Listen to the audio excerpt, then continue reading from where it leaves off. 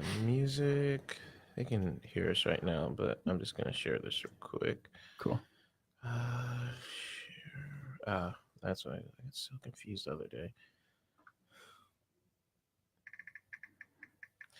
Live with the bro. No, I have to make mine different now.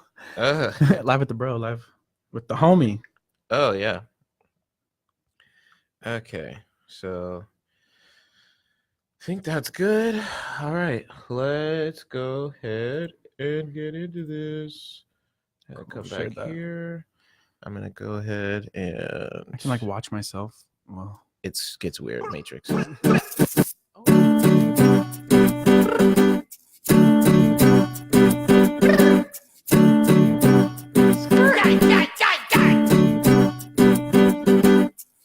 that funny young guy to talk to. Always seem to have a good talk. Always coming back around. Have a friend and have hair on black sounds like Dave Chappelle. Sarah Black sounds like Dave Chappelle. Come and chat and sit down with him. Have a drink and have a talk. Smoke a blunt and maybe some whiskey.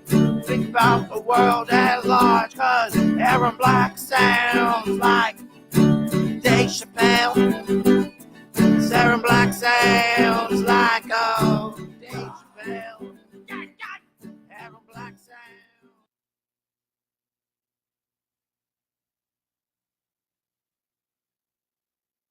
Oops.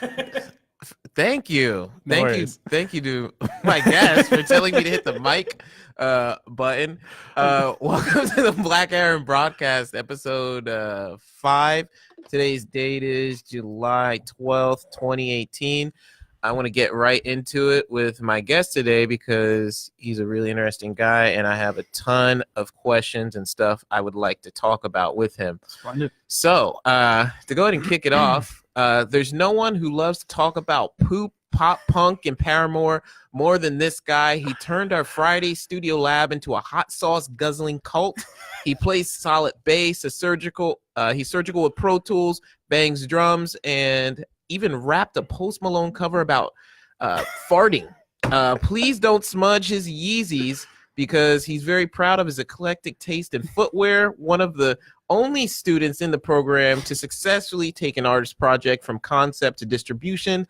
The future of audio engineering and music production, my friend, my bro, my colleague, Taylor Hollingsworth. Welcome to the show. Oh my God. Thank you. I want to hug you. That was the nicest. You want to hug it out? That was the nicest, bro. I love you. I love this guy. Thank you, dude. That was so nice of you.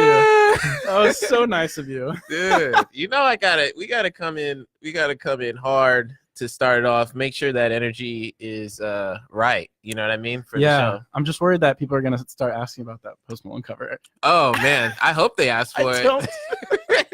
I should have brought that one to play. Oh man, I'd probably get copywritten though. I don't want to risk that. Yeah, because it had the melodies and all. Yeah, it was the instrumental for me. Yeah, that's why I don't want to mess with no copyrighted stuff on the show. I don't want to, just focus on uncopyrighted, newer artists and stuff doing their thing. This thing's tangled. It doesn't matter. It's all right. I was doing the same thing. Yeah. All right. So how are you doing today? I'm great. I am fantastic. I woke up on time. I got here. I drove next to you on the freeway. Yeah, you did. The whole ride. I saw the Blink 182 sticker, and I knew it was you. I knew it was you, Taylor. Yeah, and before we really get into this, I kind of wanted to okay, go show ahead. you something. So basically, the only other person who's heard this is Alex so far. Alex, and okay. Shout out Alex, the homie. And basically, I was listening to your intro song, and Yes. it's really tight. And I was really jealous that I wasn't a part of it because I had to leave class that day. I Okay. couldn't stay after. And I got jealous, so I put this one together. Ooh, And exclusive yeah, premiere. yeah, I wanted to premiere it on here. I didn't want you to hear it before. And Okay. basically, I took the pre-recorded stuff that they did and kind of spliced it up and made my own version of it. You made your own version yes of the Black Aaron broadcast theme. intro. Yes. So I don't know. I figured just you could switch it up every now and then if you No, want. I want to get. I'm hoping maybe Vic or somebody I can get, or even Alex get a death metal Black Aaron. I think if we I could would do love one in every genre, and you could just I'll go just with like switch them through and whatever. All right, let's go ahead and if you want to pull that up, listen I to think it's great. that. I did it Saturday morning. Okay, let's see. You did it Saturday morning. Oh, there it is. That's a folder. I got excited. So okay, very folks, top which one. one? Yeah. All right, so we're gonna listen to a pop punk version of my theme song Yes. that this guy did in his room. When was this? You did this Saturday morning. Saturday morning. So I'm gonna go ahead and cut the mics and we're gonna listen to that. So let's do that.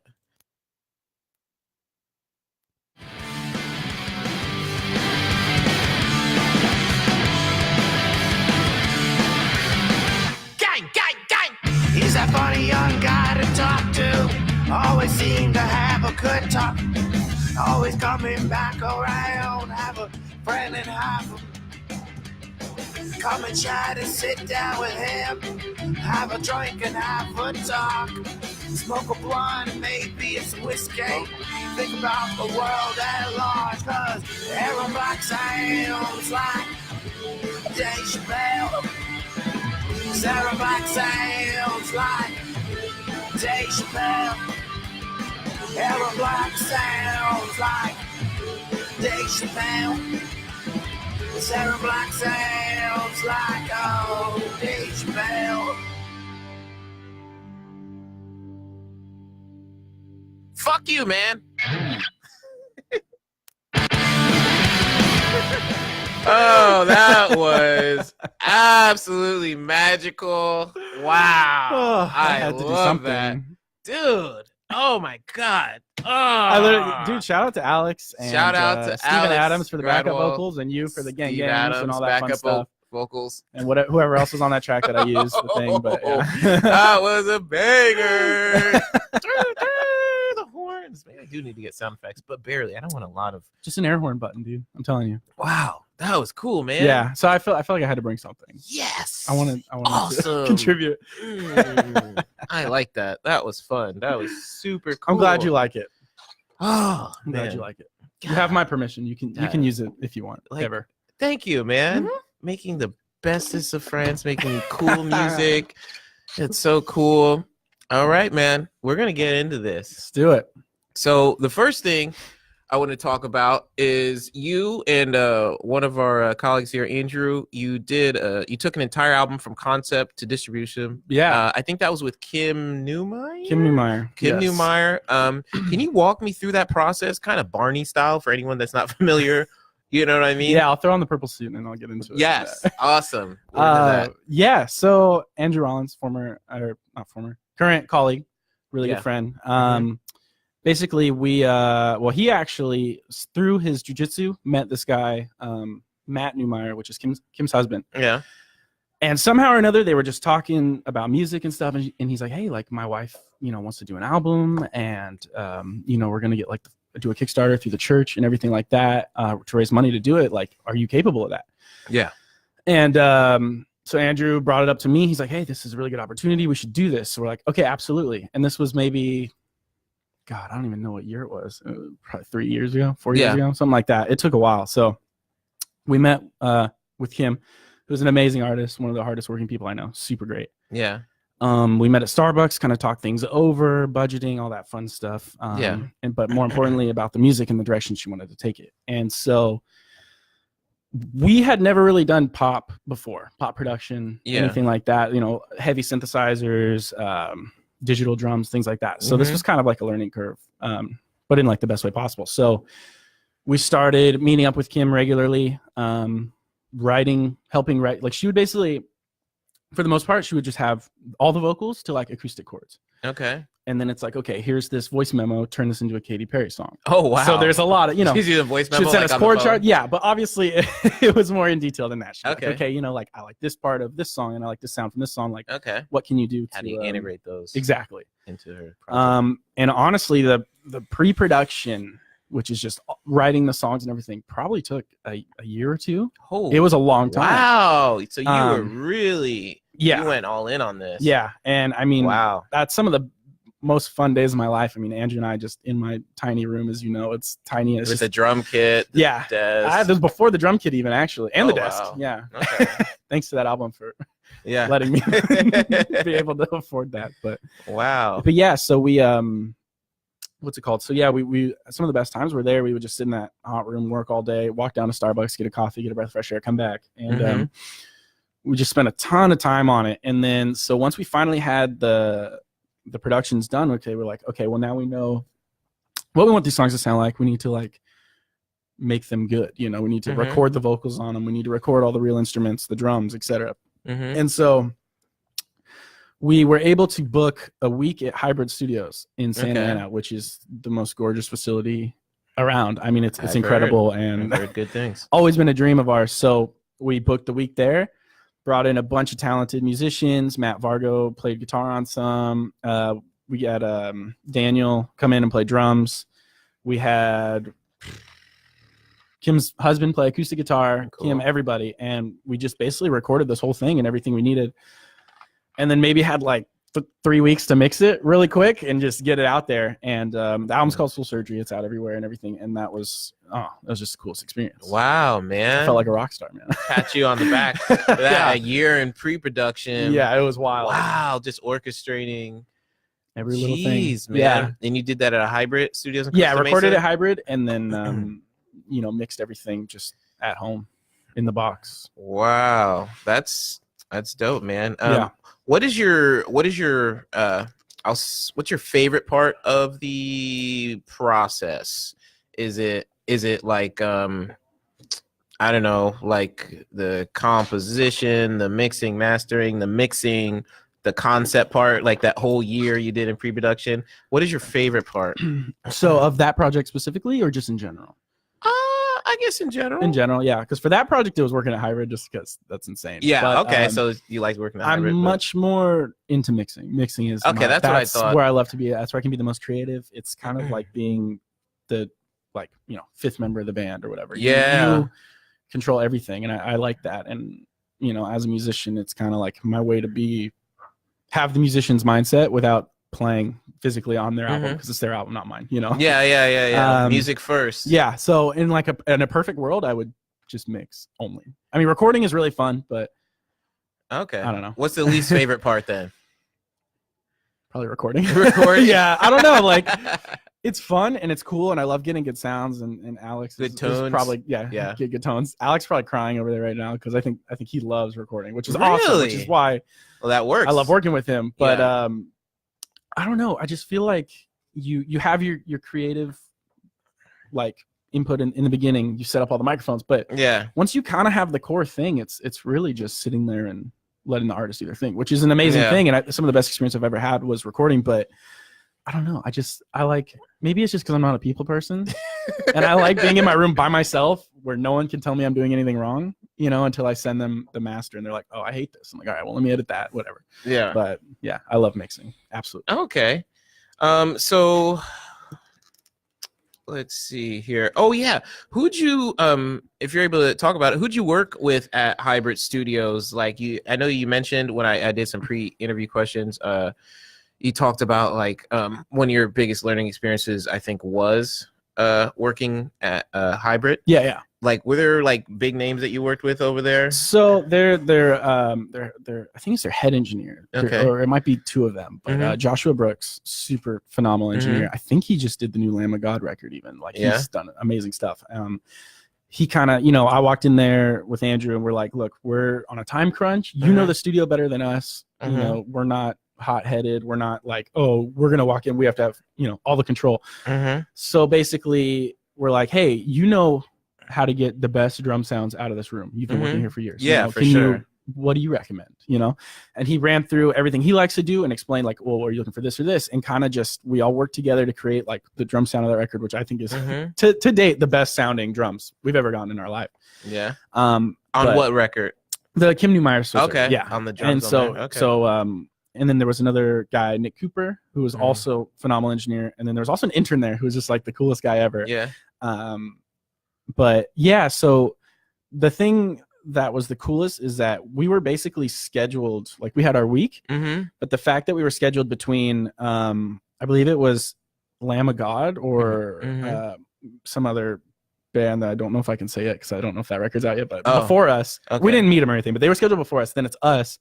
And then right after us was like Adele's producer. Oh, wow. Yeah, not with Adele, but with some country rock band, something like that. Yeah. And yeah, like our name is in the schedule between them, which was like, that what? that must have felt like a pretty legit moment. Yeah, you know, and it's there. not like it's some exclusive thing to work at Hybrid. Like anybody can work out of there. You just got to know know how to. Yeah, anybody can do it. If you want that studio time. Yeah. It's, unfortunately, a lot of records can't afford that. At least ones that I work with. So okay, good to go. Are you interning anywhere now?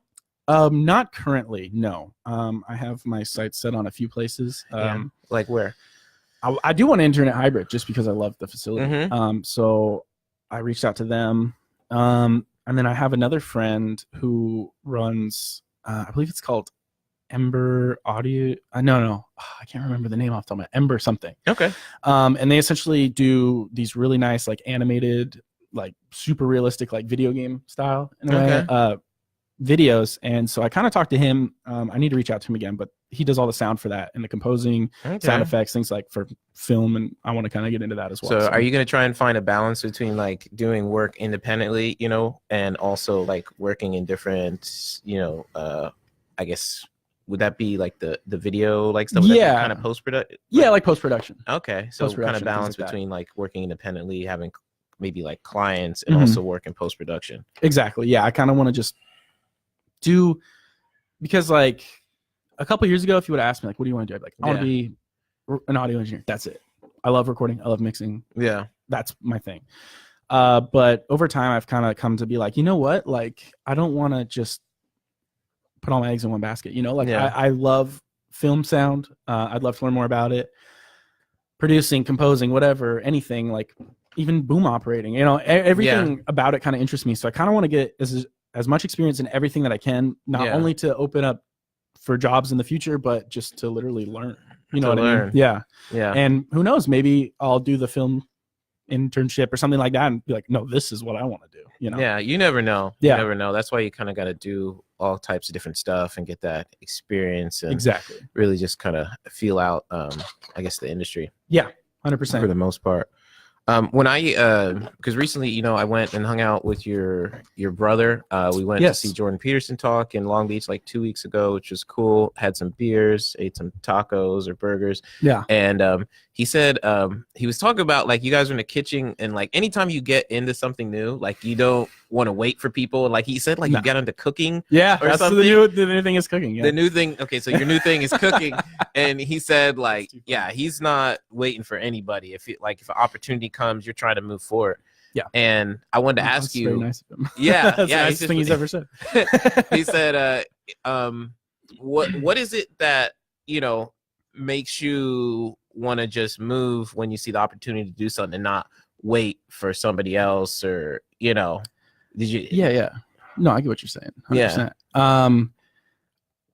I spent too much of my life waiting for things to happen. You know what I mean? Like I would sit there and be like, I deserve this, or I've been recording for a year. Why have I not got a major label, band coming to my house, my room in my parents' house? What's going on? With my $100 interface, you know what I mean? Like it took way too long to shake that mindset. I mean, I've been recording 8 years now. Not pushing it as in like trying to make it a career, but just as a hobby. It kind of started organically.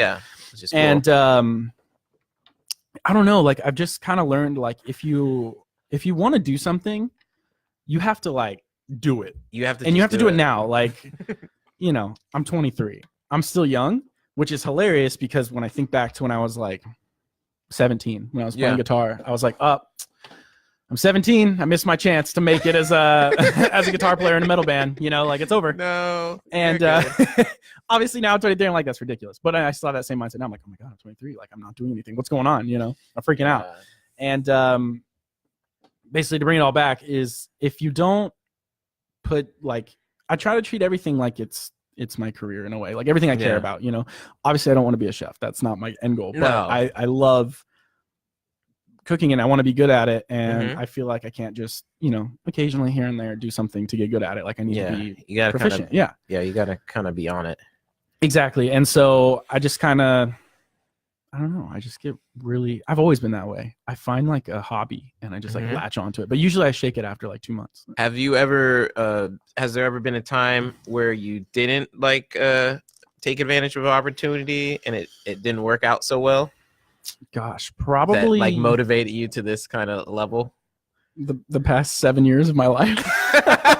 Honestly, like I said, you know, like the recording thing, like waiting for, you know, instead of grinding, going to shows, talking to bands, messaging them on Instagram, not being aggressive, but being social, networking, everything like that. Or I was at Fullerton College before I came here, and I feel like I really only walked out with a few people's numbers. And I just think that's crazy. I should have reached out more. You gotta network. You gotta talk to people. That's all it is. Yeah, you gotta let people know like what you're doing. You know, you gotta really put it out there. Absolutely. For sure. Yeah. What's the story behind the because you did like 2 covers, a Redbone one, yes, and then you did the Drew Barrymore, by SZA, by SZA. So you did the cover of Redbone by Charles Gambino, and then you did the cover of Drew Barrymore by SZA, SZA, and with a band Holocene. Yes. So like, how'd you get with them? So to make a long story short, my really, really, really good friend, Stacy, it kind of goes back. I met him in middle school. Okay. And I had been playing guitar at that time for maybe 2-3 years. Yeah. And you know, this goes back to the mindset. I thought I was like killing it. I was like, he thought no one's better than me. Yeah. And in comes this kid, Steve, who's been playing maybe 6 months. Yes. And he just schools me. Yeah. Like we try and jam, and he's like, "Well, you can't do this." I'm like, "You son of a bitch!" Like, I hate you. I hate this guy. I can't stand him. And it's funny knowing him now. He didn't mean it in the sense of like, I can do it. You know, he just literally meant like, dude, I look up to you. You can't do this. Like, I just would have assumed, you know, but I took it the wrong way. Being, you know, and you know, like anything, when you're still kind of new at it, you have kind of like a low self-esteem about it. Yeah, it's hidden. Yeah, you're self-conscious about it. Experience. You go to Guitar Center and play the amps and put it as quiet as possible and just sit there and you're like, I don't want anyone to hear me. But anyway, I hated the guy. Didn't talk to him for years. Like deleted him on Facebook, everything. It was real. Yeah, it was real. And petty. Then he reached out to me a couple years ago. He was up in Seattle at the time. He's like, "Hey, I'm moving back down. Like, I'd love to link up and meet." And I was like, "Oh God, this guy again." You know. And he had got into singing, and he sent me some stuff of him singing, and I was floored. I was like, "Oh my God, this guy has an insane voice." And we've talked about it. We both kind of hit each other up as a, you know, well, hey, like you have recorded stuff, you're a valuable asset. Yeah. And I'm like, well, you're a good singer, you're a valuable asset. Yeah. And then it turns out, you know, I love the dude to death. We're amazing friends, hang out all the time, make music, whatever. So, basically, we linked up. We started just kind of writing some songs, having fun, and we're like, "Hey, we should like do something." And I was just started working on a Redbone cover because that was like when the song first came out. Yeah, I used to do instrumental covers just for fun. And he's like, "Yo, let me sing on that. That'd be tight." I was like, "Okay." Yeah. So he came, played guitar, sang on it, and then all the other instruments, you know, I did just all in my room, and we recorded it. And we're like, "We have something here. Like this is insane. Like, yeah, it's a cover, but we kind of made it our own in a way." It sounded amazing. And so we're like, well, let's make a video for it. Okay. And then we were introduced to this other guy, Steve Park, who's, oh my God, insane. Yeah. And he helped us out, and we filmed this video, and it had way more success than we ever thought it would. I mean, it was posted on like a Facebook page first. I don't remember the name of it, but some company like promoter guy did it for us for free, you know, helped us out. And that got, it was like 100,000 views just there, but then it got taken down because Universal. For whatever, even though it's not violating copyright, we have it copywritten, like it's whatever. Yeah, however that works. They freaked out. But it's been on YouTube ever since, and there it's got, you know, 50, 60,000, and then we just hit over 1 million streams on Spotify for a cover, which is insane. That's mad crazy. Yeah, wow. We killed it. But that's kind of how it started. We drafted the other guys. We're like, hey, well, it's a full band song. We don't have a full band. Would you like to be in the video? So they came through. Drummer, keyboardist. Keyboardist was Chris. Drummer was Tim, really good friends of mine. Okay. And we just put this thing together. And then after that, we kind of all started like writing music together, doing covers, whatever. And it's been a blast, an absolute blast. Wow. That's dope, man. Congrats on all that success and just kind of evolution. Yeah. That's, if not that's one of my proudest accomplishments, I guess. I was like 1 million streams on one song. Like, what? You know? Yeah, it's not an original. I wish it was. How does that work? Do you copyright when you do a cover? Or you just do a cover and put it out there, or how does that work? So we upload it through DistroKid, which literally has an option like, is this song a cover? Because then they can distribute the money and be like, okay, well, you make nothing, and they make everything. I mean, you still get a percentage, but it's basically like, okay, that way we can split the funds. Some goes to the label, the artist, some goes to you. So then that way there's no miscommunications. There's nothing crazy. It's totally legal. You just get the rights in that sense. You just can't use any of their actual like recordings. I couldn't use his vocal track or their guitar. You have to re-record everything. So if I play it on here, is it gonna be? I don't think so. Okay, I was gonna find out. It shouldn't. I mean, the reason it was taken down, it was kind of weird. It was something weird was going on with that. Okay. Like, I don't know if it was a promoter that took it down because I don't know. And it was just the video itself. Yeah. Okay. So you want to play the Drew? If Drew you want to Barrymore play the one? Drew Barrymore, we'll hope that this, because that's the newer one that you guys did, and later I'll put in the description like links to all the stuff. Yeah. So cool. Yeah. This We'll play that will one. be. Where is it? Right. It's right there. Yeah. Okay. So this will be a cover of SZA's Drew Barrymore by is it Holocene? Holocene, yes. Holocene. And we're just gonna go ahead and play that real quick, and we'll be right back.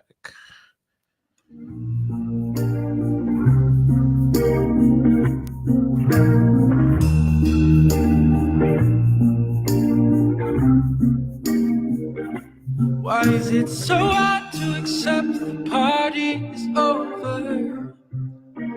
You came with your new friends and the mom jeans and the new fans, and she's perfect and I hate it.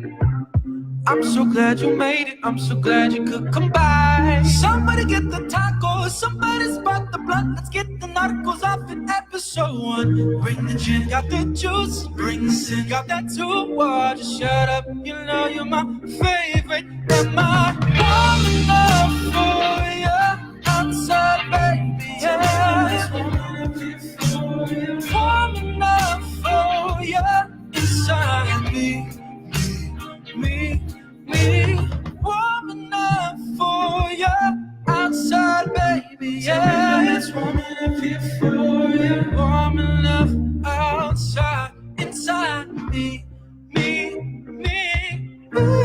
I get so lonely, I forget what I'm worth. We get so lonely, we pretend that this works. I'm so ashamed of myself, think I need therapy.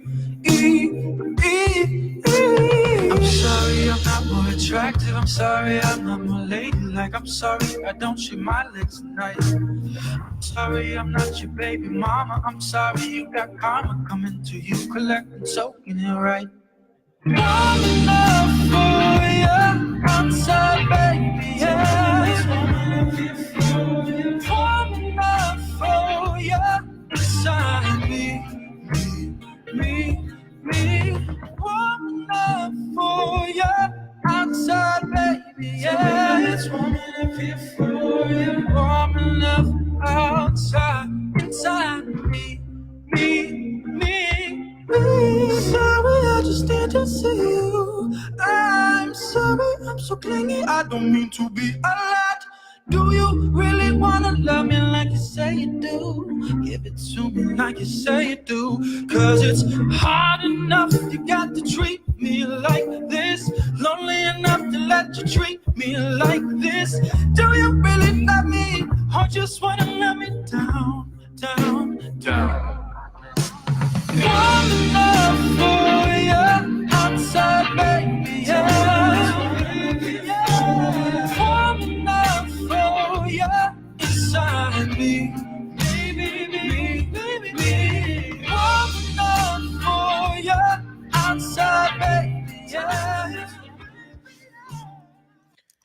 All right, we're back. That was Drew Barrymore cover by Holocene from SZA. Yes. Yeah, cool. That is Yes. dope, man. That guy's thanks. voice is like Yeah, he's insane. crazy. He's absolutely insane. Oh, It's that amazing. was beautiful, man. Thank you, man. Appreciate it. So where I know, and is he the lead singer? Is the guy that you were like, man, why is he so good? Yeah. He plays man?" guitar too. Yeah. He just like unfriended him because he was just so dope on the guitar. Yeah. He Then he came back. Then he with the came back proposal. I was like, all right. with the positive energy vibes. Yeah. I was like, all right, you sound good. I guess. No. All right. So what do you like now? What do you wish you were better at? Everything. You can't, not everything. I wish I was better at songwriting. I wish either I wasn't so hard on myself or I was just better at playing an instrument. I don't know. I feel like I kind of plateaued at like guitar, for instance. Like I've been playing guitar for 10 years and I feel like I plateaued like 5 years ago. I feel like I haven't proceeded. And a lot of that is literally just because I got like engulfed in the mixing side of things. And I'll go record a riff, right? I'm like, oh, this sounds cool. And then I put the guitar down and spend like 2 hours making it sound awesome. And then by the time I come back, I'm like, oh, I don't know. I kind of lost motivation. Yeah. I really wish I was better at songwriting. Yeah. I can add to other people's songs. And I feel like I have a pretty good ear for things like that. But when it comes to just me sitting down and trying to create something, I've been drawing a blank for years. All right. Yeah. Well, you never know. I mean, there's a reason you kind of took off with the mixing. You do enjoy it. Maybe at some point you will get back into songwriting. Yeah, I'm sure I will. I write little things here to there. I mean, like the theme song, for instance, like, you know, every now and then I get a little burst. I'm like, that'd be fun, you know? Yeah, man. I would love to, you know, and when you do start writing your own stuff, I would love to hear it. So, absolutely. You know, appreciate my that. ears are definitely open Awesome. for that kind of stuff. What do you hope to accomplish with your craft? Oh man. I don't want much, but as long as I can just live off of what I'm doing, Your art. Yeah, like my definition of success isn't tons of money, tons of whatever. It's happiness. And I will gladly, you know, take a huge pay cut to be happy. Yeah. And unfortunately, that's kind of the industry we're in. Is it's not, I mean, there's opportunity to make money, but it's not a lot unless you're really at the top tier. Of course, I want to be at the very top. You know, who doesn't? You know, I want to push it as far as I can go. I want to do everything I can. But yeah, I guess that the end goal is that I have enough of a name where people can come to me. Yeah, that's a good goal. And just get referral, and I can just strictly just make a living off of recording or songwriting, whatever, kind of in between. Yeah, and just live and be able to support myself. Nothing crazy. I can live in an apartment. I don't mind, you know, as long as I have my studio. Yeah. That's all I need. Something simple. Nice. Let's see. What's it been like kind of bonding with other people in the DMA, the Digital Media Arts program at school? Amazing, inspiring. Everybody's great. Everybody's great. You're great. This is amazing. Yay! I love this. This is my art, bro. I love singing. I'm not as talented as everyone else. Not true. On instruments and singing and all that, and mixing. It's all fake now anyway. I programmed an acoustic guitar the other day. Just MIDI? You just and it sounded better than real than anything. Yeah. I think that's didn't one of our professors talked about how he's working on a track. They called him in to do guitar, and then like they're like, it was for Apple. I think it was for Apple. It was like a commercial. That's right. And they called him in, and it was going to be like a theme song or something for Apple commercial. And he did guitar, and he's like, oh yeah, that was good. And they're like, yeah, they love the song, whatever. And then the guy, the producer or engineer said, oh, but we're just going to use MIDI guitar. Yeah. Which is it's just a way of orchestrating sound through like algorithms in the computer. Yeah. So it's just like it smashes it. You don't get no, I was gonna say you don't get the human emotion as much, but honestly, they have like a knob that just says humanized. And it just makes it imperfect. And then you have the human feel. It's insane. Same with drums, whatever. I'm just waiting for me to be able to program a vocalist, and then I'm done. Wow. See you, Steve. It's over. No, it's coming. It's all coming. It's all coming. It's all time. But it's just been cool to see everybody kind of take their paths, you know? I mean, I don't know if you had your sights set on a podcast when we first started here. But no, I didn't. Yeah. I mean, you told me the things you're interested in. It's amazing. And it's kind of everybody starts to just kind of find their thing. And it's been awesome. It's been really cool. It has been awesome. It's cool to see everyone kind of grow and blossom and see that, you know, hear them work on their craft and go from concept to, you know, actually, a real whole project and stuff. So I love it. I think it's really cool. Yeah. I did want to ask you, you brought a few songs. Was one of them an original? Yeah, one of them is just me. 6 years ago. Okay. All right. I won't play that now, but maybe we'll if we get time. It's no big deal. All right. Who are your inspirations, music or otherwise? Well, man. All right. So it kind of depends on the category. Yeah. My biggest inspiration for mixing is, as anybody who knows me can guess, is a gentleman by the name of Kyle Black. He is Kyle Black. Insane. The best mixer, in my opinion, for pop punk, for alternative rock, things like that. I mean, everything he works on is so pristine and so punchy, and just, it's kind of like everything that I would want out of him. It's like Chris Lord-Alge, but like not him in a good way. So like Kyle Black, and you compared him to who? So yeah, like Chris Lord-Alge, who's kind of like the top of the top right now for like rock music. Okay. But I think Kyle Black took that kind of sound of the really punchy drums, like the snare, the kick, everything, and he like took it to another level. Yeah. I think he's better. Yeah. But he's not working, unfortunately. Chris Lord-Alge is still going to get the biggest of the big artists. I mean, he's worked anybody you would think of, he's worked with. Is he Steve Albini though?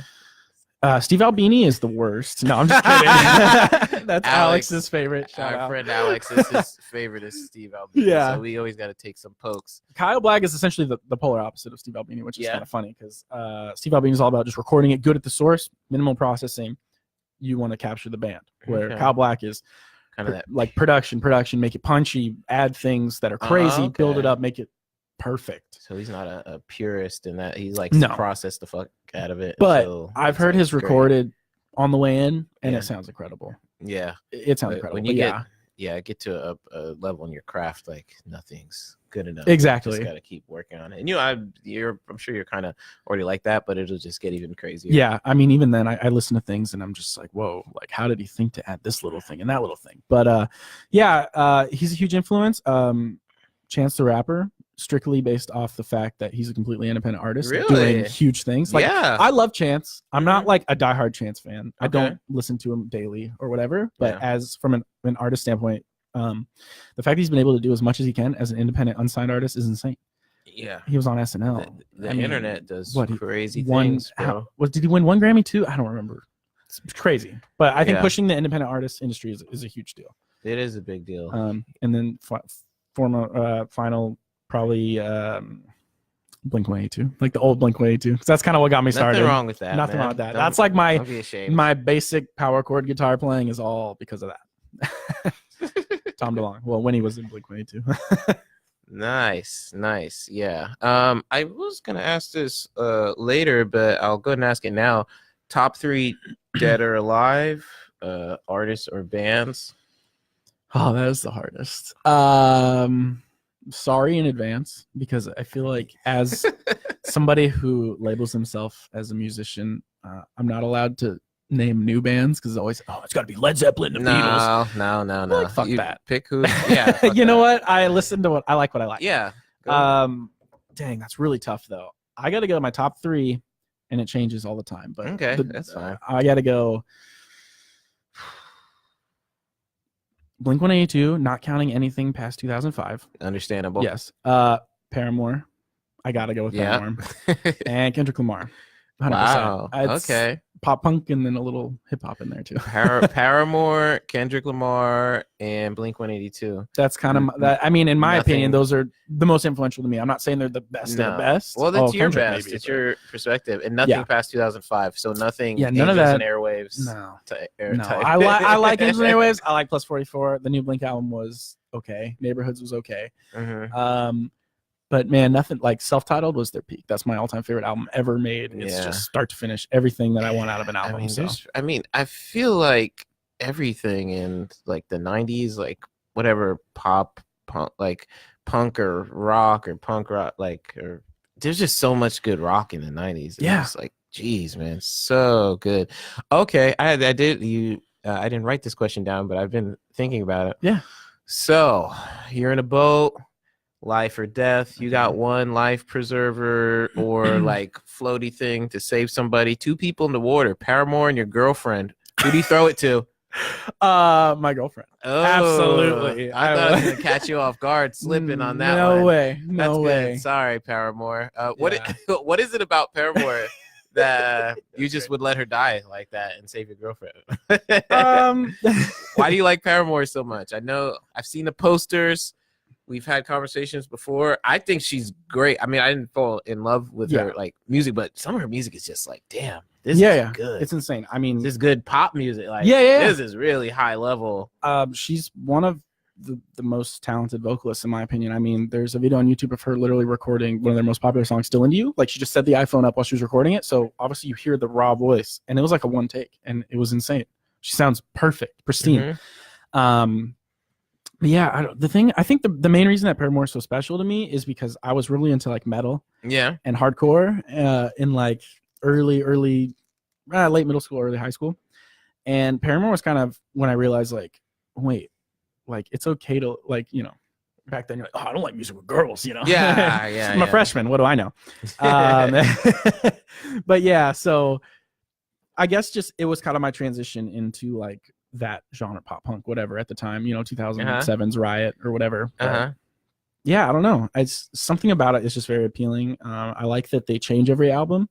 Yeah. Some people hate that, but I think it's cool because from like an artist standpoint, I get bored of this. If I started a band freshman year and that band took off and that was my career path, I would hate it now. I don't listen to like the heavy metal stuff that I used to love. Yeah. Very few. So yeah, I go back and dip into different stuff every now and then, and even rap, and it's just still not it's not the same. I don't get the same feeling necessarily. It's nice, nostalgia, whatever. Exactly. At this point it's like nostalgic, not you know, like Are you satisfied where I guess, I don't know, pop punk rock, like pop's going right now? Are you happy with what you see out there? What do you like, what don't you like? I like that it's consistent. I like that if I put on a new age pop punk album, I'm gonna like it. But I don't like that it's too consistent. It's too much of the same thing. Dude, all these bands are sounding the same, which is cool. But I just feel like we're waiting for that one paradigm. Like, that one to really like take it to the next level and change it up. Box, because I feel like everybody's still kind of stuck in that like post 2000s pop punk, like the same chords, the same melodies, the same harmonies, the gang vocals, you know, little like woos from like the band in the background, you know, fun, which is awesome, but it needs a wake-up call. It needs something new. I don't know what it is. Maybe it's rap. Maybe spit some bars in there. I don't know. Maybe rap will start merging with like pop punk or something. Yeah, you know, who knows? You never know. I mean, what was that? 21 Pilots? They kind of took like pop and rap, and they're, you know, not everybody loves them, but I think that was amazing. That was one of the. That's probably the last album I can remember is their album Vessel. That was like one of the last albums I can remember where I put something on and I just sat there in awe till like 2 a.m. listening to it. Like, I've never heard anything like this. 21 Pilots? 21 Pilots. Which album? Vessel. It's their first major label record on Fueled by Ramen. They've kind of gone a little different, but that one, it was just, you have this pop burst and it just drops to just straight bars, rap, and then right back to pop. Really? But it works. And like, it's kind of, I don't know. I just thought it was super special. Check it out, because every time I talk to somebody on here and they tell me about their favorite artists and stuff, I'm just like, oh snap, maybe I should go back. I should listen to this. So it's unique. I'll say that. 21 Pilots Vessel. Yes. Okay, I'll have to listen to that. So what have you learned from your relationship that can be applied to music, or vice versa? Music that you learned that helped you in a relationship. My relationship, like with my girlfriend? Yeah. Oh man, what have I learned from my relationship that I could apply to music? Or music that. Okay, I got one. Oh, okay. How do I word this? Surround yourself with people that support you, because I think she motivates me every day. I mean, she's super supportive of this. And you know, I have a lot of really close friends, but I was actually talking to her the other day about this. Like, okay, everybody's all about supporting, you know, like, follow your dreams, follow your dreams, follow your dreams. But once it gets in the way of what they want, you know, whether it's just to hang out with you, they get annoyed. You know, I've had a million friends go, you know, do your thing, dude, that's so cool, you're doing that, blah, blah, blah. And then they're like, oh, you free Friday? I'm like, oh, no, like, I got to do this, or I got to do that. On my dreams, bro. Yeah, and they're just kind of like, you never kick it, you're always at home. You know, it's like, well, what's it going to be? And my girlfriend's wonderful. I mean, I could tell her, hey, for the next month, I'm going to lock myself in my room, and I'm going to focus on this, and I'm not going to talk to you because I can't have any distractions. And she would be like, okay. No problem. No. I mean, slight problem, but nothing Yeah. crazy. You know, no, she's Yeah. wonderful. Absolutely. I think surrounding yourself, you know, and I'm lucky to have a supportive good. family. My parents, my grandparents, everybody is just super like my brother. They all are like, do it. Like you have something, do it, which motivates me every day because That's dope, man. it's a constant battle in the brain. Yeah, everyone wants you to do you until what you're doing gets in the way of what they want. And then they're like, hold up. Yeah, exactly. Can you prioritize me over your priorities for a minute? Exactly. So, and you know, that's no good. people don't like hearing that your number one priority is your career. Yeah. You know, They don't it's like what about me? What about And I get it. And obviously, like when I say something's my priority, it doesn't mean I, you know, love it more or whatever. It's just like this is I have to like grind at doing this now. Yeah. To make a better future for us later. Yeah. Things like that, you know. It's a sacrifice. Yeah. Yeah, for the, you know, potential, you know, of a greater future. You know, got to sacrifice the present, you know, the commitment. Absolutely.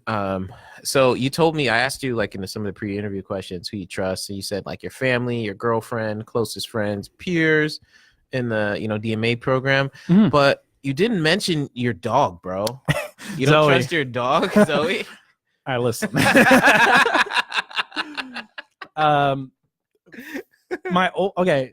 This is a true story. I don't know. This was a while ago. This is my old dog before Zoe. Zoe's much more wonderful and supportive. Oh, okay. My old dog, I don't know. She gave me this little side eye growl at me. She wasn't a fan of my music. And I literally wrote a song while she was on my bed. And every time I would play a riff, if she didn't either, you know, kind of do like the or like move to it, if she just laid there, I'd be like, it's not good. And I wrote a whole song based off. I would play it and see how she'd react to it. Now, honestly, she probably wasn't reacting to it. She's pretty old. But yeah, so I need to do that with Zoe because Zoe is, that's the thing though. Zoe's too crazy. She's always hyper. So everything I write is going to be a banger. You know that's how you're going to write those songs. Yeah. Bro. No, she's amazing. She's, I'm just allergic to her. So are you allergic to your dog? If I like get up, hair, if I get up in that hair or like I pet her and touch my eyes, I'm done. The day is over. Yeah. So when we were going to NAMM last year, or was it this year, or was it this year? Early this year, yeah. Early this year, we're going to NAMM, which is the National Audio Music. I can't remember. American Music. We'll go NAMM. NAMM. I don't know, but yeah, I would come over in the morning and Zoe just, dude, the hair, like she just runs around like a rocket. And I wear a lot of black, so it's game over. And as for you know. Yes, I know. I'm familiar with the dog hair. You're pretty well kept right now, though. Right I don't see a lot of hair going on. These were washed. My wife, she did the laundry, so rock on, wife. Yeah. Thank you for doing laundry and this magical what would fairy we do that without puts woman? Away. Honestly, I don't know. Like, I mean, we just I know neglect the things that are important, and they're like, you should take care of this. Well, I know what I was doing before, and I might have not made it this far if I hadn't slowed down. So, big. I've seen those old business cards. I know. Oh yeah, I know. The wildest, crazy people. I told what's his name, Jose, like that the whole like my old thing, my WNLC wildest Negro NLC, and he's like, what? He's like, what? And I was telling him some of the stuff I was doing. He's like, God, you're so calm. Yeah, I would have never guessed it. I think I found it out because I Facebook stalked you. Yeah, you can see it. Like I'm super. Back, I was like, oh my God, I'm super chill now. I put the beast energy into just, I don't know, like watching long ass lectures about philosophy on YouTube now. Oh, I see the stuff you share. It's awesome. I'm always like, oh my God, this is like I need to like, where's the memes? You know, where's too the much. Memes at, Facebook got too real. Dude, the synth god Barry, he has the memes. He's working too. He's doing a lot of stuff, which is cool. So I love Barry. Yeah, he's fantastic. Barry's great human. He is a great. I think he's a human. He could be a robot. I don't know. He is. I'm gonna try and visit him in Santa Maria soon. Oh, yeah. He said he's going back soon. Not this weekend, but maybe next. I want to try and take a little train up there and just get weird with Barry in the canyon. That's awesome. So let's see here. What don't people know about you that you'd want to share with the world? Oh man. Besides that, you're such a great person. What do they not know about me? I'll give you a few little things because I can't think of one big thing. Right okay, no, you don't kind of touched to. on the cooking. I was gonna say, well, I'm really into cooking now. Yeah, hit me up in 2 months when I give up on it, like everything else in my life. I had a very short-lived obsession with skateboarding when I was really young, and then restarted that 2 years ago. Yeah, and I landed a heel flip once. Whoa. And so basically plateaued. Wow. Yeah, never again. I keep trying and I almost fall every time. I don't know. And I play hockey and I love playing hockey and it's amazing. And I feel like people don't take me for a sports person. Yeah. Maybe my physique. Maybe because I don't talk about sports to begin with. Because I'm not big on the whole sports thing. I love hockey, and whenever there's a big event, the Super Bowl, I'm like, oh yeah, dude, I love football. Yeah. And then I eat the chicken wings and dip. But I play hockey, and you got the cooking thing, and I like audiobooks. I listen to audiobooks all the time on the way to school. Audiobooks are dope. You got me. I don't know if you got me on Audible or maybe your brother. Got me on either Audible. way, he got me into it. So yeah, it's great. I've been listening. What am I doing right now? Charlemagne the Gods. Black Privilege. Incredible. Have you read it? No, dude, it's great. Is it Listen, good? Charlemagne the God is somebody that I never thought I would connect with. I was like, oh, this guy's troll. Dude, it's funny. There's some insightful stuff in there. I'm like driving to school like all teary-eyed and motivated, like I could do anything. Like, he's great. Honestly, the book is phenomenal. His energy is unmatched. That's good, man. That's good energy because you don't know until you start kind of dipping into different little areas. What's out there and what can trigger little spots inside yourself.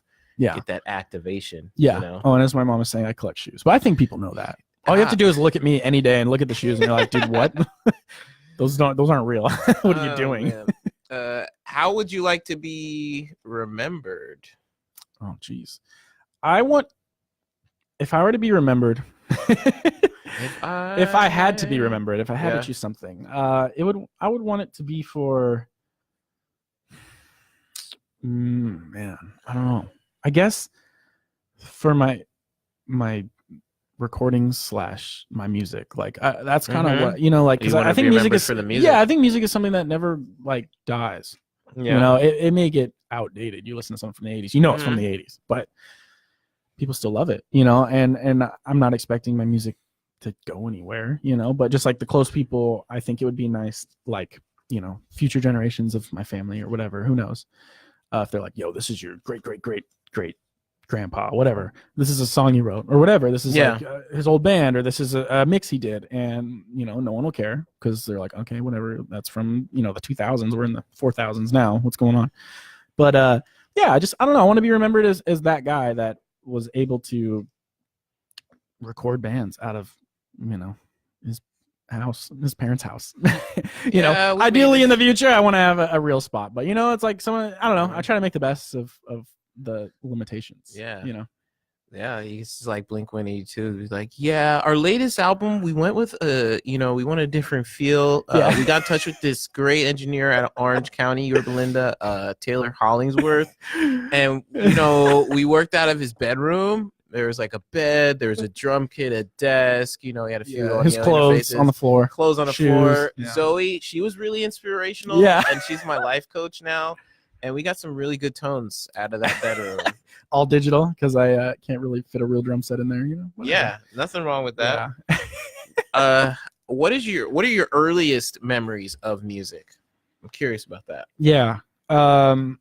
Earliest. Man. Well, the first band I remember really being obsessed with was Green Day when I was young. And I remember, making my parents, well, I don't know if I made them, but we went to this like event at the Orange Mall. It was like like an active ride shop, and there was like Tony Hawk and a bunch of people skating there.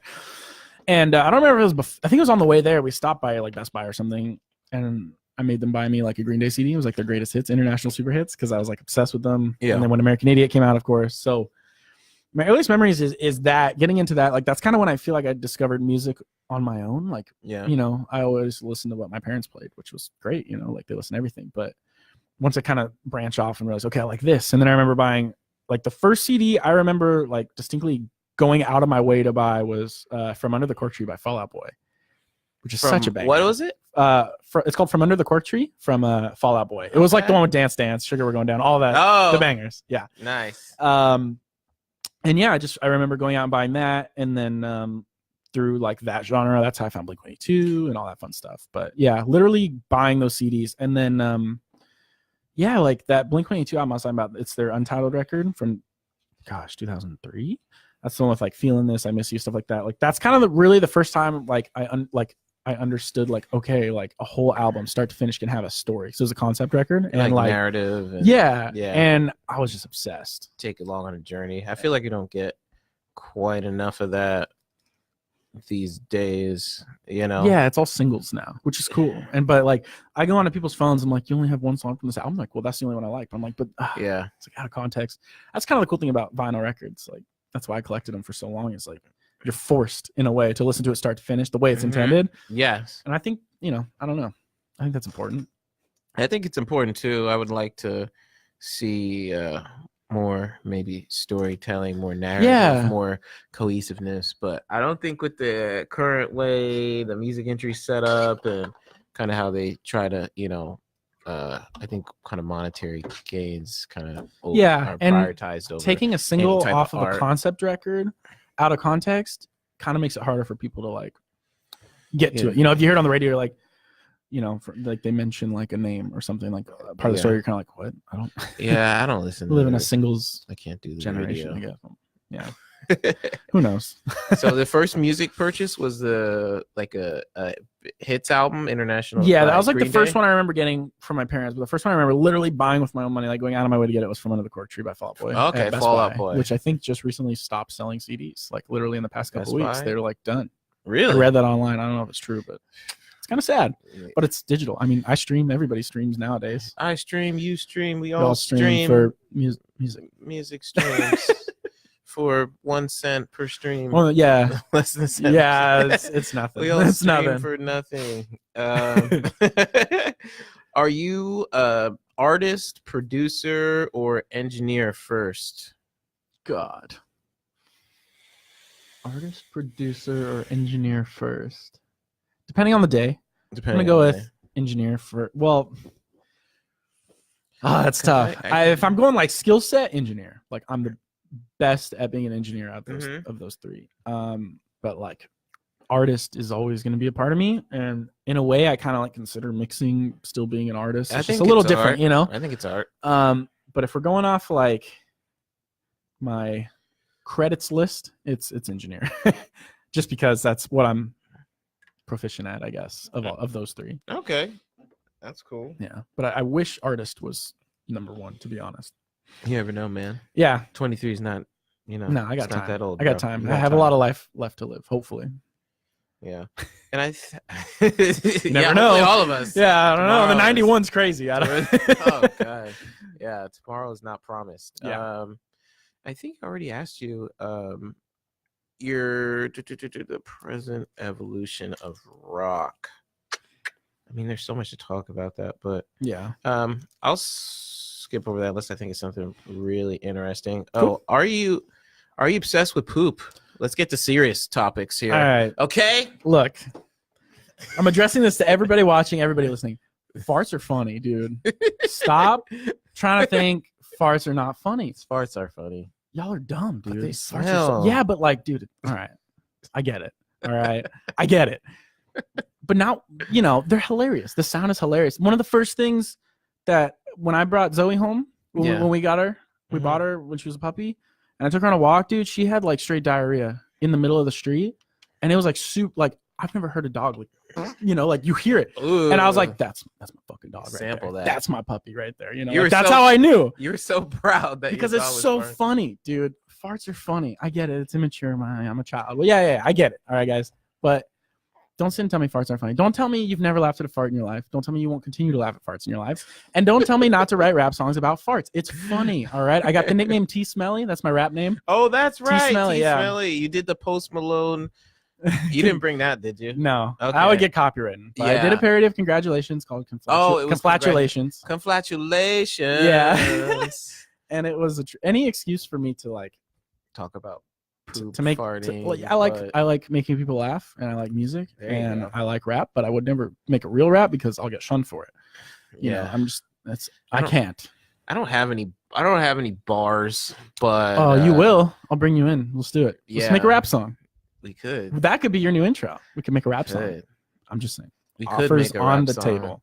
I'm down, man. Yeah, I'm but- gonna have some. But yeah, farts are funny. Poop is less funny, but Yeah. farts are hilarious. Absolutely hilarious. Oh my god. I'm 23. What can I say? Yeah, man. I'm a child.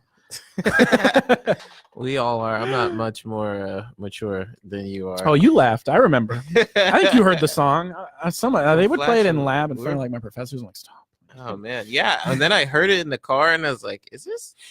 I was like, "Who is it?" Yeah. Sometimes I kind of like if I'm driving with people, I kind of just throw it up in the background and see if anybody notices because they'll be like singing along. Like, why are the lyrics different? And like, this oh, is not congratulations. Yeah, they're like that ain't Posty. No way. He's talking about farting. Yeah, that doesn't make. I'm a any child. sense. Yeah, it's funny.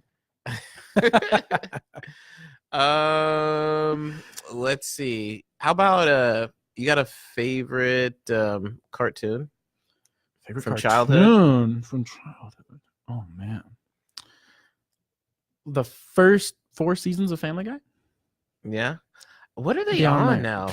Too many. Too many. Should have just cut it there. Quit while you're ahead. I lost it with like The Simpsons and stuff. Simpsons is like 23, 20. I couldn't do it anymore. I love The Simpsons. I can't say it's from my childhood though. I kind of discovered that at a later age. Yeah. Like when I was like 17 or something like that. I literally bought all the boxes up to like season 18, like the box set thing, and watched all of them, and it's amazing. But for my childhood as Family Guy, I didn't really watch a whole lot of cartoons. Yeah, what were you doing? Just playing with the music? Back then, yeah, skateboarding, playing music, playing outside. I don't know if anybody knows what that is anymore, but yeah, back in the day before we had these smartphones, we'd like go outside. It was weird. People used to play outside, and then smartphones came out, and I got fat. So thanks, technology. I just wanted to play outside, but nah, here you go. There's an iPhone. Knock yourself out. Let's blame the iPhone. Yeah, now my eating habits has nothing to do with it. Nothing. Not to do the with Taco it. Bell at 2 a.m. with my friends. And if you say different, you're a racist. It's a fact of the matter. Yeah, it's how it is. It's a fact. It's how it is. Oh my god, that is funny. Ooh, I know what I want to ask you. What you got? What is your dream? My dream. I know you mentioned some things about, you want to make your art and, if that can sustain you, have an apartment and stuff. But like, let's just say no limits, no ceilings, anything's impossible. Okay. If I could do anything. Like just free. I'm free. What's that like? What would that be? If I could literally do anything, no strings attached, I would absolutely be a musician, an artist in a band, whatever, That's why I got into recording. I started as a musician first, and then I found out I'm not very good at it, and I found something I'm good at and ran with it. But yeah, if I could be proficient enough in that to appeal to an audience, to make a living off it, I don't have to be playing stadiums. I don't care. I can play clubs, as long as I can live. Yeah. But yeah, like touring is amazing. It's the greatest thing in the world. Playing music is just the greatest thing. I don't know, nothing like it. I'm just really hard on myself. So I pick up a guitar and I get mad. I mean, Steve knows I rip off the strings of my guitar when I get mad. Do you really? Is that like the equivalent of smashing the skateboard when you're a skateboard? Yeah, it's like, this guitar is expensive, but I'll rip the strings off. Those are like $10. No big deal. But I've done it. I get frustrated. What do you do to like, so now that you brought that up, getting frustrated, ripping the guitar strings off, what else do you do like when you're, say, stressed or kind of like, to like kind of relieve, the pressure? Well, I say I'm going to go to the gym and I don't. Okay. But when I'm not super lazy, I'll go to the gym. That always helps. Or I used to do boxing, which was amazing. Really? I have a boxing bag, gloves, everything. Me and Andrew used to box sometimes. It was great. But then if we ever have like a personal grudge, it gets a little aggressive. So yeah. I'm just kidding. Go straight from poop jokes to pow. Yeah. Honestly, I just listen to music, dude. Music is everything. Like sorry, I'm gonna get all emotional for a second. Okay, go ahead. Like, get emotional. I have such a weird connection to music. I mean, I'm not saying I'm unique. I think a ton of people have it. They just don't tap into it or acknowledge it. Yeah.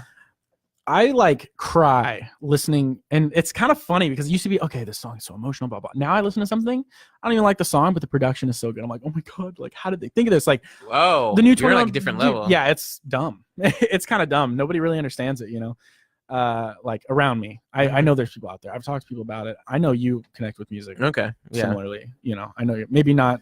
You don't cry over the production. I don't cry over. I don't think anybody except me does that. I definitely get certain vibes. It's like an emotional experience. Yeah. I'm an emotional person, and I've always been. And a lot of people like hide from their emotions and stuff. But I think it's cool. Like if a song provoked me to be mad or to cry, whatever. Like, I think it's cool.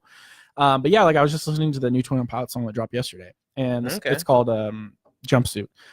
Song's cool, you know, I like it. It's whatever. But like there's so many things going on, and I just listen to it. I'm just like, it's beautiful. Like if I could strip away the drums, I could strip away the vocals, I could strip away the bass, and like just listen to the synths, the sound effects, everything like that. It's another song buried within the song. And I think that's so crazy. And every time I listen, I find a little thing, like there'll be a little vocal chop on the right side, like just, you know, stuttering, like, you know, something little, and it just makes it this huge musical experience. And it's wild.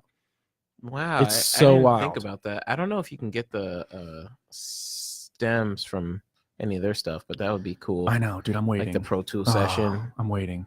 Do they release any stuff like that? I haven't seen it from them, but there is a service called Nail the Mix, which I fully support. I think everybody who's into mixing should look into it, because you get the Pro Tool sessions of A-list bands. I mean, they had like Papa Roach, State Champs, Meshuggah, all these crazy bands, and you get the whole Pro Tool session unmixed, like just the way it came in, and you mix it yourself. Yeah. Submit it as a competition. They choose a winner, and then at the end of the month, the guy who mixed it mixes it all live and tells you everything he did. They're like 8 to 12-hour videos.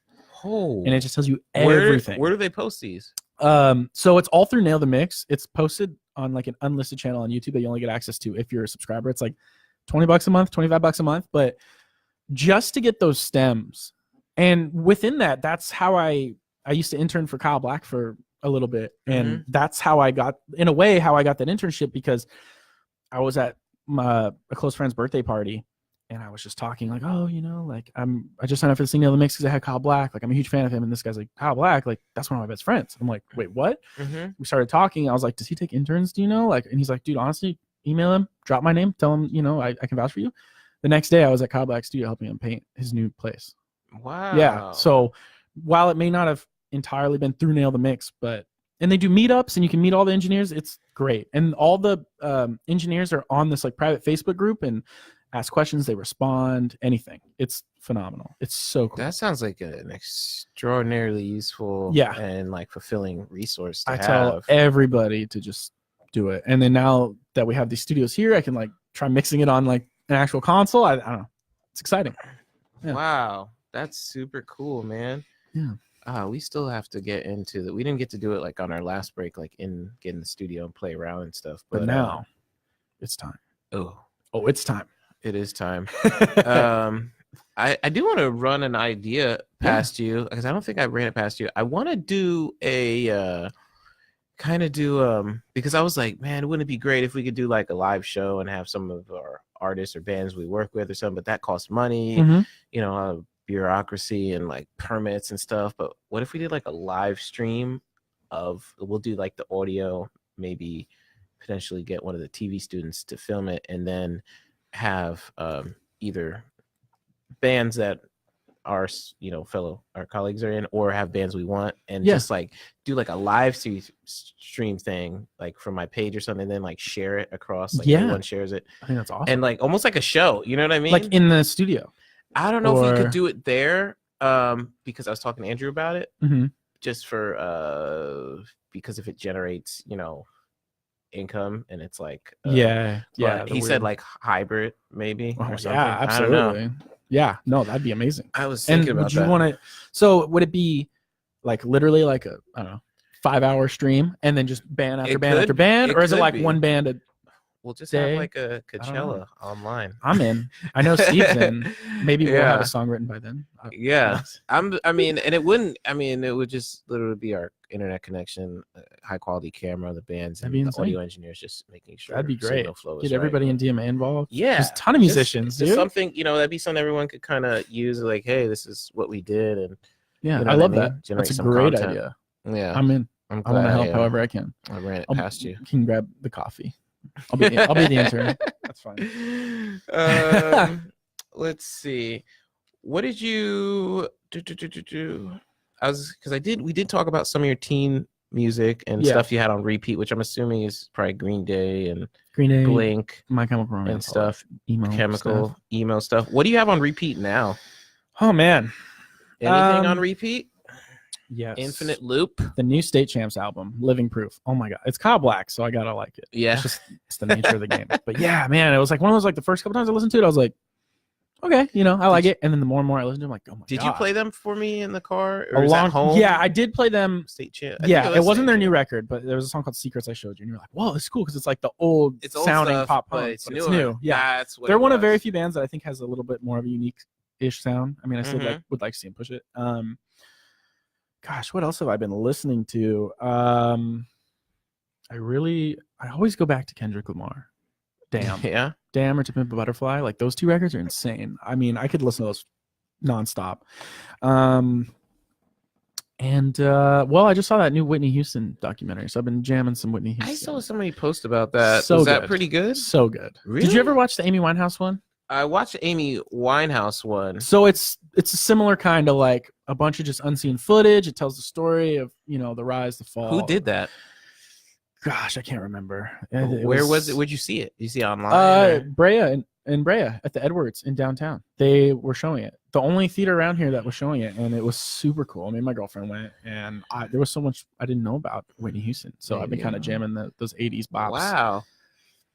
Maybe Yeah, I'll it was great. force my wife to. Dude, you should do for me it. to see Trust. It's so good. Dude. It's phenomenal. Huh. Yeah. I might have to check that out. Yeah.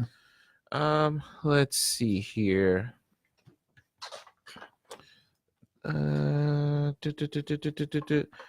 Any worst and best thing about the internet? Oh, Jesus. Worst is the criticism. When we dropped the Redbone video, I played bass in the... You played bass in that, right? Yeah. Okay. I did a lot of the stuff, but in the video I just did bass because I was like, well, that sounds fun, and no one else wanted to do it. Yeah. And oh my God, I got ripped into for that because I didn't slap. I just played. I was like, I know my limits. I can slap like basic, but I can't get that like, like that really. So I was like, I'm not even gonna try. I've seen some people slap. I'm just gonna play, dude. I got like shit on for that, dude. They're like, oh, bass player, and then like, oh, bass player sounds like you're just plugged into a laptop, and oh, bass player this, and I was like, dude, can anybody like? I was like, I did the drums, I did the keys, I did all the background stuff too, but and the funny thing, my favorite thing was me and Steve talk about this all the time is. One of the comments says bass sounds like it's plugged into a laptop. And that was the only instrument in the whole thing that was real. That was an actual like $2,000 Ampeg stack mic up with like an MD421. Like that was the only real thing. The guitar was digital. Like we played it, but it was digital amps. Yeah. Drums were just my electronic kit. And I got just fucking ripped into for that, dude. People be hating, man. I mean, I know I suck, but like, damn, guys, calm down. I was reading the comments. I watched the video like yesterday. I was reading the comments, and somebody actually said something positive about the bass. Like, there's some soul or something. Yeah, I made a fake YouTube account and commented. No, I was kidding. That's no, funny. yeah, no. I mean, honestly, most of it's been positive, but yeah, like I don't know. I guess like with the internet, like there's no barrier, and there's everybody's guilty of it. It's so easy to like talk shit or be mean. Yeah, there's like no filter. They're just like there's no proper social etiquette. Like treat other people like a human being. So they just kind of let their most animalistic self And honestly, like it's funny. I laugh it off. I'm not actually like bummed, but it's like, man, like why me? Why did I get so ripped into for this cover? Like I'm sorry, but yeah, most of it's been positive.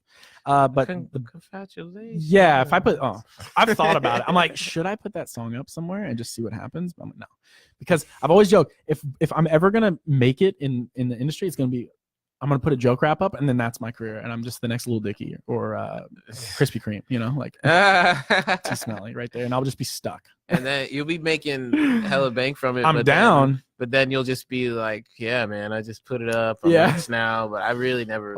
I'll be a SoundCloud rapper. Finally, you're gonna have to get some face tattoos if you want to be a proper little butt with like a butt, like a poop emoji under it. 69 Savage. Or no, I got him mixed up. Tekashi 69, is that his name? Yeah. He's got 69 tattooed on him everywhere. I was like, why can't I just have a bunch of like fart and poop emojis? You can. Who says I can't? But the best thing about the internet is that I can post something online and get anybody to hear it anywhere. Yeah, that's cool. Like.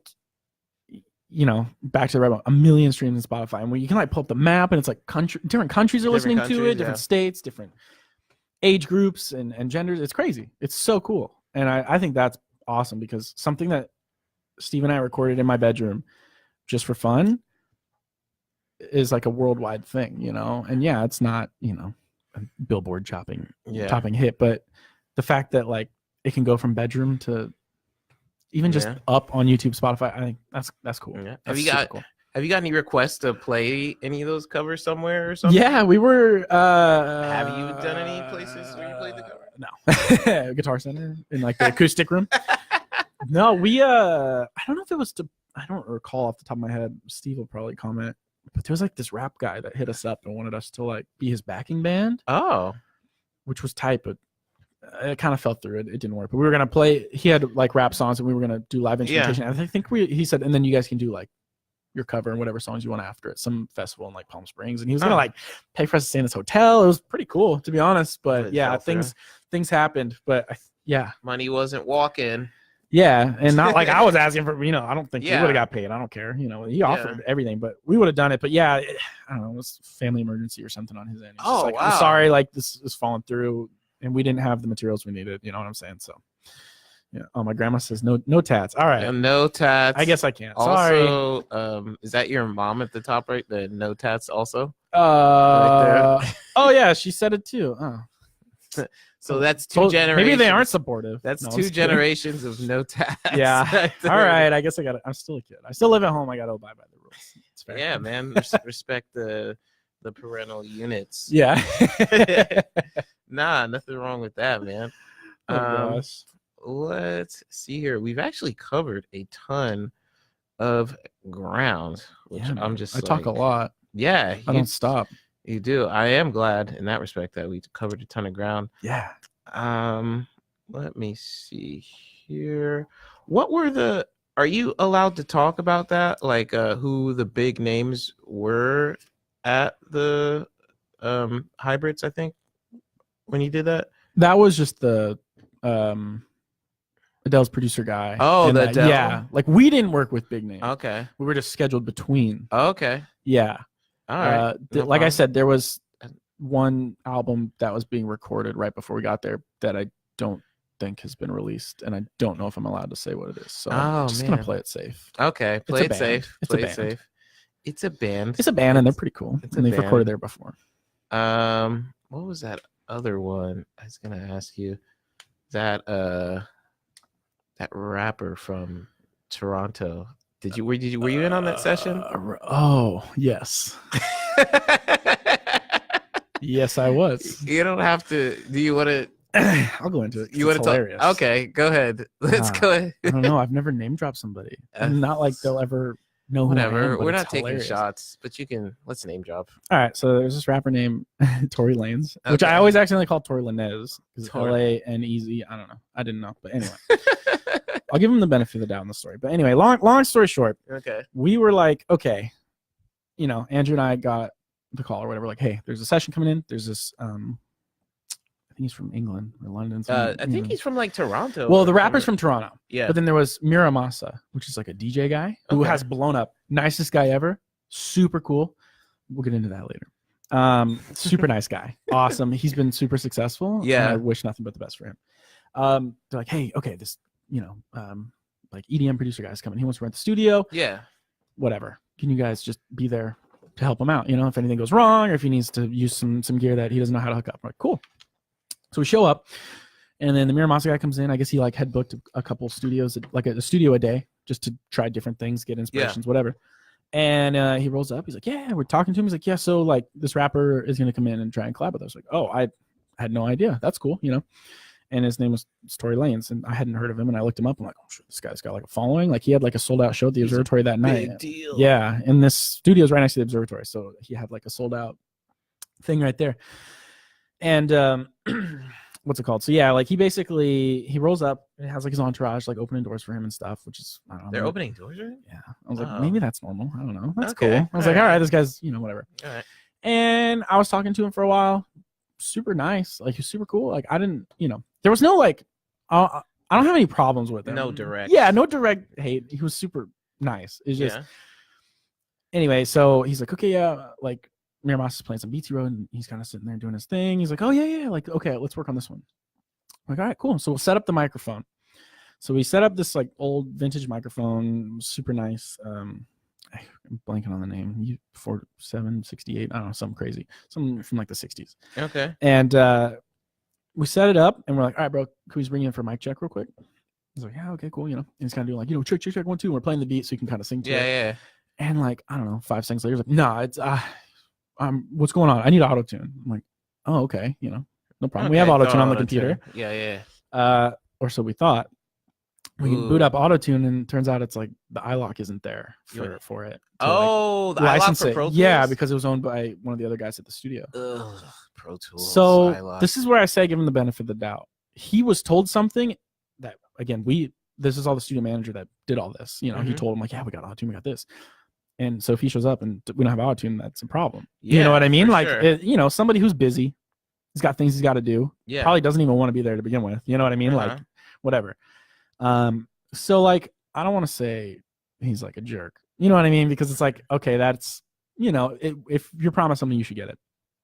Anyway, we keep checking. We're trying to get auto-tune working. We plug it in to Miramasa's laptop. He's like, oh, I have auto-tune. So we plug it in there, try it there. And we finally got it working. And he was just like, no, I ain't feeling it.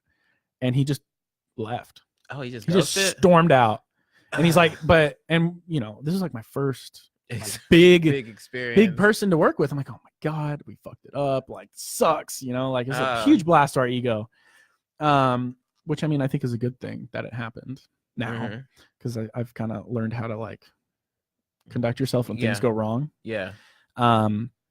He stormed out, and Miramasa texted him from my phone saying like, hey, because his phone, whatever, international charges, whatever it was, texted him from my phone, and he's like, hey, because he's like, text me, we'll just do it at this, my engineers at the hotel, we'll just do it there. He's like, all right, whatever, we'll just get it done. Forget the whatever. Forget the studio. Forget this $10,000 microphone. That we'll just do it in the hotel room. Yeah.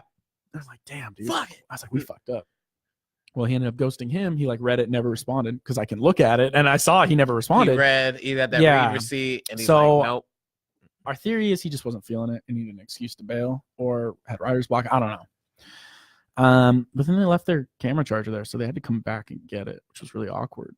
So what, they sent an intern back or something? Yeah, one of his posse people, and came back and got it. So that sucked really bad. Miramasa just took advantage of having the studio, did a bunch of stuff. I need to look that guy up. I want to listen. Dude, yeah, he's collabed like ASAP Rocky, and like he's like big, like Miramasa. 50 million views on his, like he blew up.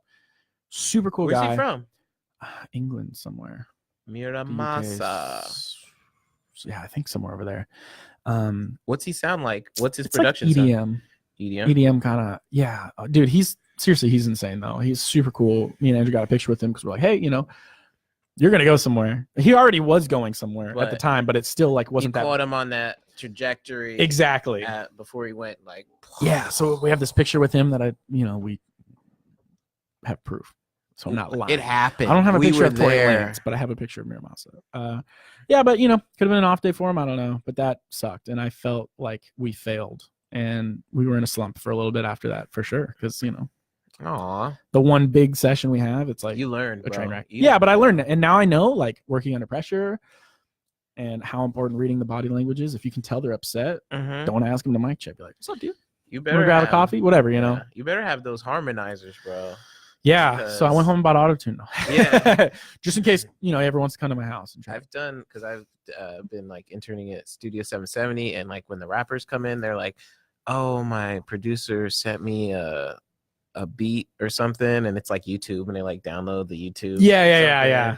Then you just play it for them in their headphones, and then like they'll just rap, and then they'll rap a little bit like, "Oh, you got some auto-tune?" Yeah. Which is like. Also, I find interesting tracking with auto-tune. I didn't know that was a thing. Well, I thought you would track and then add it later, because hearing you sing out of key and then your headphones you hear you in key, like that would mess with me. Yeah. I mean, it kind of goes against what we learn in school about you want to get like the cleanest, like the purest, the most high quality signal going in, and then you can do processing later at any time rather than processing it and recording it, because you can't take it out if you don't like it, and you don't know how many times you're going to get that signal, how many takes you're going to get.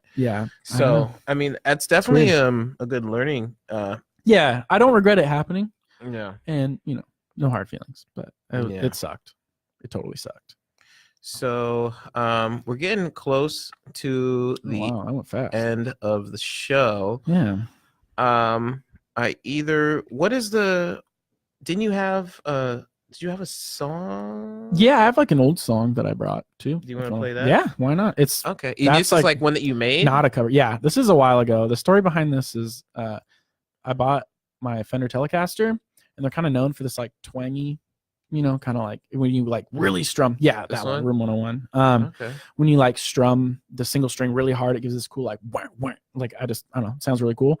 And so I wrote a whole song around being able to write a riff that does that. Okay. And I don't know, it's maybe like 5 or 6 years ago. All right. And yeah, all right. It's all me. This is called Room 101. Yes, by Taylor Hollingsworth. The one and only. All right, Yes. We'll play this, and then we'll come back and we'll say bye, and then that'll be it, brother. Perfect. So I've never heard this before, so I'm. It's a bop.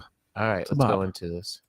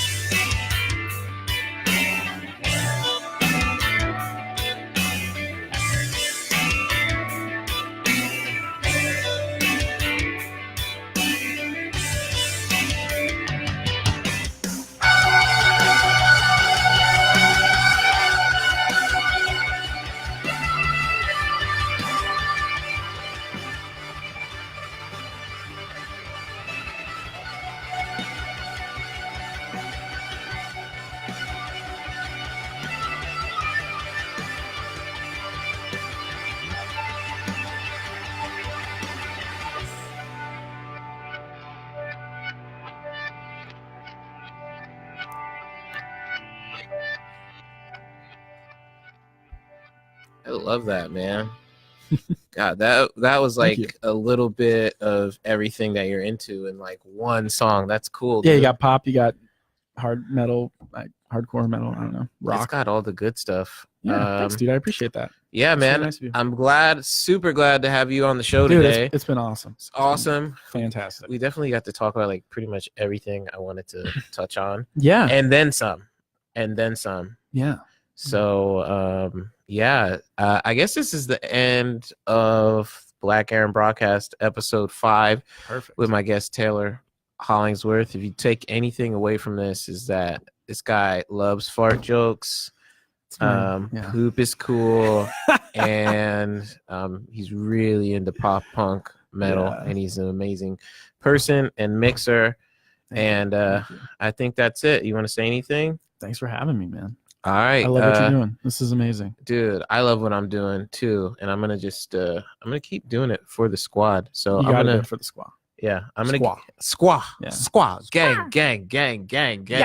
Yeah. Thanks again for that intro music. Yeah, dude, of course. I'm gonna keep doing that. You can throw it in your thing if you ever just switch it up occasionally. You know do what you want to do with it, man. Actually, why don't we just exit with that? I'm down. It's a banger for sure. Yeah, it's a banger. So let's go ahead and we're gonna exit. Later, guys. See ya. Thank you. Bye.